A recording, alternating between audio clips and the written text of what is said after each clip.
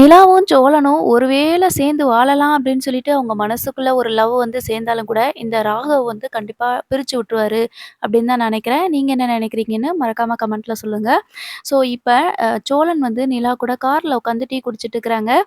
அவரோட வேதனைய அவர் கொட்டி தீர்த்துட்டு இருக்காரு நிலா கிட்ட. ஸோ அதுக்கப்புறமா, சரி நான் ஆஃபீஸ்க்கு நேரம் ஆயிடுச்சு நான் போயிட்டு வரேன் அப்படின்னு சொல்லிட்டு நிலா இறங்கி போறாங்க கார்ல இருந்து. இத வந்துட்டு ராகவ் பார்த்துக்கிட்டே இருக்கிறாங்க. "என்ன நிலா என்னாச்சு கார்ல போய் உட்காந்துட்டு இருக்கிற?" அப்படின்னு சொல்லி கேட்குறாங்க.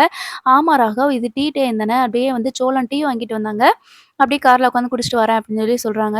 "ஓ! அப்படியா? சரி ஓகே." அப்படின்னு சொல்லிட்டு ராகவ் வந்து எதுவுமே சொல்லல. இருந்தாலும் இப்ப சோழன் மேல பயங்கர கோவத்துல இருக்கிற ராகவ் என்ன பண்றாரு அப்படின்னா, திவ்யா கிட்ட நிலாவ பத்தி விசாரிக்கிறாரு. எதுக்காக நிலா அந்த குடும்பத்தோட இருக்கிறாங்க? அவங்க அம்மா, அப்பா எங்க இருக்கிறாங்க? அப்படின்னு சொல்லிட்டு கேட்குறாங்க. அதான் நான் தான் சொன்னேன்ல, அவங்க வந்து திருவண்ணாமலையில இருக்கிறாங்களாம். நிலாவோட அப்பா வந்து பெரிய பிசினஸ் மேன் போல இருக்குது. ஆ நிலாவ வந்து வேல பார்க்க விடாம வீட்ல வச்சிருந்தாங்களாம். ஆனா நிலாவுக்கு வேல பார்க்கணும், படிச்சு முடிச்சுட்டு வேல பார்க்கணும், ஹையர் ஸ்டடீஸ் வந்து ஃபாரின்ல போய் பண்ணணும் அப்படின்னு சொல்லிட்டு நெறைய கனவுகள் இருந்துச்சாம். அதனால தான் சண்ட போட்டு இங்க வந்துட்டாங்களாம் அப்படின்ற மாதிரி திவ்யா வந்து சொல்லிருவாங்க. ராகவ் இருந்துட்டு நிலாவோட அப்பா பேர தெரிஞ்சுக்கிட்டு இப்ப என்ன பண்றாங்க அப்படின்னா, நேரடியா அவங்க கிட்டயே போய் கேட்டுறலாம் அப்படின்னு சொல்லிட்டு போறாங்க. அது கடைசியில யாருன்னு பார்த்தீங்கன்னா, ராகவோட அப்பாவும், நிலாவோட அப்பாவும் வந்து ஃப்ரெண்டா இருக்கிறாங்க. இப்ப ராகவ் வந்து நிலாவோட அப்பா கிட்ட வந்து பேசிட்டு இருக்கிறாங்க வீட்ல உட்காந்து. நான் வந்து என்னோட ஆஃபீஸ்ல தான் நிலா வேலை பார்க்குறாங்க அப்படின்னு சொல்லி சொல்றாங்க. "அதெல்லாம் சரிதான். இது எதுக்கு என்கிட்ட வந்து சொல்லிட்டு இருக்கீங்க?" அப்படின்னு சொல்லி சொல்றாங்க. அதுக்கு ராகவோட அப்பா இருந்துட்டு, "என்ன மனோகர், என்ன சொல்ல வரான்னு சொல்லிட்டு முதல்ல கேளு. எதுக்கு இவ்வளோ கோவத்துல இருக்கிற? நம்ம பசங்க இப்ப நம்ம சொல்றதெல்லாம் எதையும் கேட்கறது கிடையாது. இங்க பாரு என்னோட பிசினஸ கவனிச்சுக்கோடா" அப்படின்னு சொல்லி சொன்னா கேட்கறானா? சொந்தமா நானே கம்பெனி ஆரம்பிச்சு, நானே பிசினஸ் பண்ணுவேன்.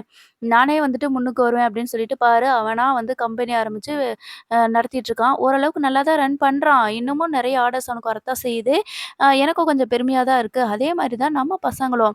நம்ம எவ்வளோ சொன்னாலும் வந்து அத வந்து நம்ம தடுத்து நிறுத்த முடியாது. அறிவுள்ள பிள்ளைங்க கண்டிப்பா இந்த மாரிலாம் ஏதாவது பண்ணத்தான் செய்யும். சொந்த கால்ல நிக்கணும்னு தான் இப்ப இருக்கிற பசங்கலாம் விரும்புறாங்க. அதே மாரி தான் உன்னோட பொண்ணும் நான் வேலை பார்க்கணும்னு சொல்லிட்டு சென்னையில வந்து இருக்கிறா. வேலை பார்த்துட்டு இருக்கிறா. "இதுல என்ன உனக்கு கோவம் இருக்குது?" அப்படின்னு சொல்லிட்டு சொல்றாங்க. அப்போ மனோகருக்கு ஒண்ணுமே புரியல. என்ன இவங்க பேசுறாங்க? அப்ப நிலாவுக்கு கல்யாணமான விஷயம் இவனுக்கு தெரியாதா? அப்படின்னு சொல்லிட்டு நெனைக்கிறாங்க. சரி இப்ப எதுக்கு என்னைய பார்க்க வந்திருக்கீங்க? நிலாவ பத்தி பேசுறதுக்காக எதுக்கு வந்திருக்கீங்கன்னு சொல்லிட்டு கேட்குறாங்க. அதுக்கு மனோகர் கிட்ட வந்து ராகவோட அப்பா சொல்றாங்க, "நிலா வந்து இவளோட கம்பெனி தான் எங்க கம்பெனில தான் வேலை பார்க்குறா. நிலாவ இவனுக்கு ரொம்ப பிடிச்சிருச்சு போல. அதனால தான் வந்து உன்கிட்ட பேசலாம்னு நெனச்சு என்னைய கூட்டிட்டு வந்திருக்கா." அப்படின்னு சொல்லி சொல்றாங்க. "என்னது நிலாவ பிடிச்சிருக்கா? என்ன சொல்றீங்க?" அப்படின்னு சொல்லிட்டு தாஸ் வந்து கேட்குறாரு. நிலாவோட அண்ணன் தாஸ் வந்து கேட்குறாரு. "ஆமா தம்பி. நிலாவோட கேரக்டர் வந்து இவளுக்கு ரொம்ப பிடிச்சிருச்சு. நான் கட்னா நிலாவ தான் கல்யாணம் பண்ணுவேன்னு சொல்லிக்கிட்டு இருக்கா." அப்படின்னு சொல்லி சொல்றாங்க. "நீங்க என்ன என்ன பேச வர்றீங்க? நீங்க இப்ப என்ன பேசிட்டு இருக்கீங்க?" அப்படின்னு சொல்லி கேட்குறாங்க. "ஏன் ஏதாவது தப்பா கேட்டுட்டேனா?" "ஒண்ணும் இல்ல." ராகவ் வந்து சொல்றாங்க, "இல்ல ப்ரோ, உங்க தங்கச்சி வந்துட்டு சென்னையில ஒரு வீட்ல தங்கியிருக்கிறாங்க. அது தெரியுமா உங்களுக்குன்னு?" சொல்லி கேட்குறாங்க. "உங்க கசினோட வீட்ல தான் தங்கியிருக்கிறாங்களாமே. அதுல வந்து ஃபுல்லா ஜென்ஸா தான் இருக்கிறாங்க. ஆனா நிலா எதுக்கு அங்க இருக்காங்கன்னு தெரியல. அவங்க கூட பிஜி ஹாஸ்டல் பார்த்து தனியா போனாங்களாம். ஆனா அந்த வீட்ல இருக்கிறவங்கலாம் ஒவ்வொரு நாளைக்கு ஒவ்வொருத்தவங்களா வந்து அழுது அழுது நிலாவ அங்க கூட்டிட்டு போயிட்டாங்களாம். எனக்கு என்னமோ சென்டிமென்ட்டா அவங்க பேசி அந்த வீட்லயே தங்க வச்சிருப்பாங்களோ அப்படின்னு சொல்லி தோணுது. நிலாவ ஏதோ ஒரு எமோஷனல்ல லாக் பண்ணி வச்சிருக்காங்க. அதனால தான் நிலா அந்த வீட்ல இருந்து வர முடியாம இருக்கிறாங்கன்னு நான் நெனைக்கிறேன். மத்தபடி எனக்கும் நிலாவுக்கும் பெருசா அ வேற எதுவும் கிடையாது. கண்டிப்பா நிலாவ வந்து கல்யாணம் பண்ணணும் அப்படின்னு நான் நெனைக்கிறேன். எனக்கு அதுதான் வருத்தமா இருக்குது. எதுக்காக நிலா அங்க இருக்கணும் அப்படின்னு சொல்லிட்டு, அதுல அந்த சோழன் வேற ரொம்ப வலிஞ்சு வலிஞ்சு நிலா கிட்ட பேசிட்டே இருக்கிறான். அதனால தான் எனக்கு கோவமா வருது. எப்படியாவது நிலாவ நான் கல்யாணம் பண்ணிக்கணும். அதுக்கு உங்களோட சம்மதம் வேணும். அதனால தான் உங்கள தேடி வந்திருக்கேன் அப்படின்னு சொல்லி சொல்றாங்க. நீங்க சொல்றது ஏதாவது எதுவுமே எங்களுக்கு புரியல. நீங்க என்ன சொல்றீங்க? நிலா சொல்லுச்சா? அப்படின்னு சொல்லி கேட்குறாங்க. ஆமா, நிலா சொல்லுச்சு. நிலாவுக்கு தான் கல்யாணம் ஆகலையே! ஏன்னா அவங்க ரெஸ்யூம்ல கூட சிங்கிள்ன்னு தானே போட்டுருக்காங்க அப்படின்னு சொல்லி சொல்றாங்க. உடனே தேன் இருந்துட்டு மனோகர கூப்பிட்டுட்டு கொஞ்சம் அமைதியா இருங்க. நிலா வந்து டிவோர்ஸ்க்கு அப்ளை பண்ணியிருக்கிறாளாம். அந்த விஷயம் எனக்கு தெரிய வந்துச்சு அப்படின்னு சொல்லி சொல்றாங்க. என்ன சொல்ற? அப்படின்னு சொல்லிட்டு கேட்குறாங்க. ஆமா, நிலா வந்து டிவோர்ஸ் அப்ளை பண்ணியிருக்கிறா. அதனால தான் அவ வந்து சிங்கிள்ன்னு போட்டிருப்பா போல இருக்குது. கண்டிப்பா அவங்க 2 பேரும் பிரிஞ்சிருப்பாங்கன்னு நெனைக்கிறேன். இப்போ அவங்களுக்கு டிவோர்ஸ் கிடைச்சிருக்கும்னு நெனைக்கிறேன். அதனால தான் நிலா வந்து அந்த வீட்ட விட்டு வெளியில வர்றதுக்கு முயற்சி பண்ணிட்டு இருக்கிறா. இது ராகவுக்கு எதுவும் தெரியாது போல. சரி நிலாவும் எதுவும் சொல்லிக்கல போல. அது அப்படியே இருக்கட்டும். நீங்க என்ன பேசணுமோ அத மட்டும் பேசுங்க அப்படின்னு சொல்லி சொல்றாங்க. சரி தேனு நான் அப்படியே என்னன்னு பார்க்குறேன். எனக்கு ஒண்ணுமே புரியல. சரி அவன் என்ன தம்பி இந்த தம்பி என்னதான் சொல்ல வருதுன்னு கேட்போம். அது மட்டும் இல்லாம அவன் என்னோட ஃப்ரெண்டு வேற ஆயிட்டான். நான் என்னன்னு பேசுறேன் அப்படின்னு சொல்லி சொல்றாங்க. அதுக்கப்புறமா ராகவ் கிட்ட, "நீங்க சொல்றதெல்லாம் சரிதான் தம்பி. எங்களுக்கும் அந்த கோவத்துல தான் நாங்களும் இருக்கிறோம். நிலா வந்து சம்பாரிக்கிற காசெல்லாம் அந்த குடும்பத்துக்கு குடுக்கணும்னு நெனச்சுக்கிட்டு இருக்கா. அதனால தான் அங்க இருக்கிற பசங்க யாருமே வந்து படிக்காதவங்க. எல்லாம் தெரு பொறுக்கிங்க, ஃப்ராடுங்க. இவள வந்து சென்டிமென்ட்டா பேசி அங்கேயே தங்க வச்சிருக்கிறாங்க. இவ மூலியமா எங்க சொத்த ஆட்டைய போட்டுலாம் அப்படின்னு நெனைக்கிறாங்க. அது மட்டும் இல்லாம அவ சம்பாரிக்கிற காசெல்லாம் அவங்க கொஞ்சம் கொஞ்சமா வாங்கிட்டு இருக்கிறாங்கன்னு நெனைக்கிறேன். அதனால தான் நிலாவ ஏதாவது ஒண்ணு பேசி அங்கேயே தங்க வைக்கிறாங்க அப்படின்னு சொல்லிட்டு சொல்றாங்க. உடனே ஆமா அங்கிள் எனக்கு தெரியும் அங்கிள். அவங்க வீட்டுக்கு நான் போயிருக்கேன். எல்லாருமே நல்லா பேசுற மாரி, நல்லா பழகுற மாரி, அன்பா இருக்கிற மாரி தான் அங்கிள் இருக்கிறாங்க. அதனால தான் நிலா அங்கருந்து வரமாட்டேங்காங்கன்னு நெனைக்கிறேன் அப்படின்னு சொல்லி சொல்றாங்க. இதுக்கு நான் என்ன பண்ணணும்னு நீங்க நெனைக்கிறீங்க? அப்படின்னு சொல்லி சொல்றாங்க. இல்ல அங்கிள் நான் வந்து நிலாவ லவ் பண்றேன். நான் நிலாவ கல்யாணம் பண்ணிக்கணும்னு நெனைக்கிறேன். அதுக்கு உங்களோட ஒப்பீனியன் கேட்டு போகலான்னு தான் வந்தேன் அப்படின்னு சொல்லி சொல்றாங்க. உடனே மனோகர் இருந்துட்டு, பையன ரொம்ப சூப்பரா வளர்த்துருக்கப்பா. ஒரு பொண்ணுகிட்ட தன்னோட காதல சொல்றதுக்கு முன்னாடியே அவங்க பேரண்ட்ஸோட சம்மதம் முக்கியம்னு சொல்லிட்டு வந்து கேட்க வந்திருக்காங்க பார்த்தீங்களா? உங்கள நெனச்சா எனக்கு ரொம்ப பெருமையா இருக்கு.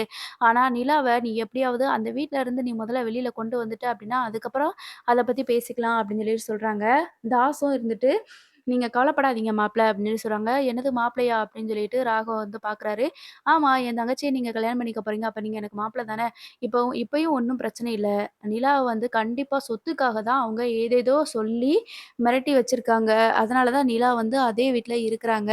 இப்ப நிலாவ மட்டும் எப்படியாவது அந்த வீட்ல இருந்து நம்ம வெளியில வர வச்சுட்டோம் அப்படின்னா, கண்டிப்பா நிலாவ நீங்க கல்யாணம் பண்ணிக்கலாம்" அப்படின்னு சொல்லி சொல்றாங்க. நிலா ஆசைப்பட்ட மாதிரி வேலையும் பார்த்துக்குருவா. நீங்களும் நல்லா பார்த்துக்குருவீங்க. இங்கேயே இருப்பா. அவ ஃபாரின் போகணும்னு அவசியம் இல்ல.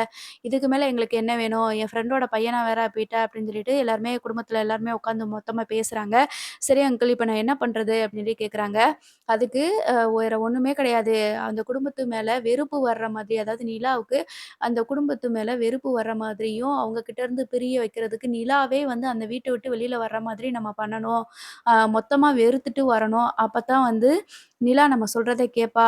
நம்மளா ஏதாவது ஒண்ணு பண்ணி நிலாவ வலுக்கட்டாயமா வெளியில கூட்டிட்டு வந்தேன்னா, கண்டிப்பா அவ இருக்க மாட்டா. எனக்கு அந்த குடும்பம் தான் பெருசு அப்படின்னு சொல்லுவா. அதனால தான் நான் சொல்றேன். முதல்ல அந்த குடும்பத்து மேல வெறுப்பு வர வைக்கணும் அப்படின்னு சொல்லி சொல்றாங்க. உடனே ராகவ் இருந்துட்டு, அந்த குடும்பத்து மேல வெறுப்பு வருதோ இல்லையோ, முதல்ல அந்த சோழன் மேல வெறுப்பு வரணும். அவனும் மூஞ்சியும் எப்ப பார்த்தாலும் என்னோட ஆஃபீஸ் வாசல்ல தான் அவன் கார நுப்பாட்டி வச்சிருக்கிறான். டீ குடிக்கிற டயத்துல கூட நிலாவ விட மாட்டேங்கிறான். வந்து கார்ல உட்காந்து டீ குடிச்சிட்டு போ அப்படின்னு சொல்லிட்டு கூப்பிடுறான். அதனால தான் நான் சொல்றேன். ரொம்ப அவன நெனச்சா தான் எனக்கு பயங்கர ஆத்திரமாவும், கோவமாவும் வருது. 24 மணி நேரமும் நிலா கூடயே இருக்கணும்னு அவன் நெனச்சிட்டு இருக்கிறான். அவன் தான் ஏதாவது மிரட்டி வச்சிருப்பானோன்னு எனக்கு ஒரு சந்தேகமா இருக்குது அப்படின்னு சொல்லி சொல்றாங்க. உடனே தாஸ் இருந்துட்டு, "நீங்க சொல்றது சரிதான். மத்தவங்க கூட ஒரு இதுல எடுத்துக்கலாம். ஆனா இந்த சோழனோட பிடியிலருந்து கண்டிப்பா நிலா வெளியில வந்தா மட்டும் தான் நிலாவோட லைஃப் நல்லா இருக்கும்." அப்படி சொல்லிட்டு நெனைக்கிறாங்க. உடனே தேன் இருந்துட்டு, கடவுளா பார்த்து என் மகளுக்கு நல்ல ஒரு கடவுளா பார்த்து என் மகளுக்கு இன்னொரு தடவ நல்ல ஒரு வாழ்க்கைய அமைச்சு குடுக்குறதுக்கு அமைச்சு குடுக்குறது மாதிரி வந்திருக்குது அப்படின்னு சொல்லி சொல்றாங்க. ராகவ் இருந்துட்டு, "என்ன ஆன்டி சொல்றீங்க?" அப்படின்னு கேட்குறாங்க. "இல்ல அவ தான் கோவிச்சுட்டு போயிட்டா. இப்ப மறுபடியும் அவளுக்கு பிடிச்ச மாதிரியான வேல தான் பார்த்துட்டு இருக்கிறா. நீங்களும் வந்து பேசுறீங்க இல்லையா? அதனால சொல்றேன்.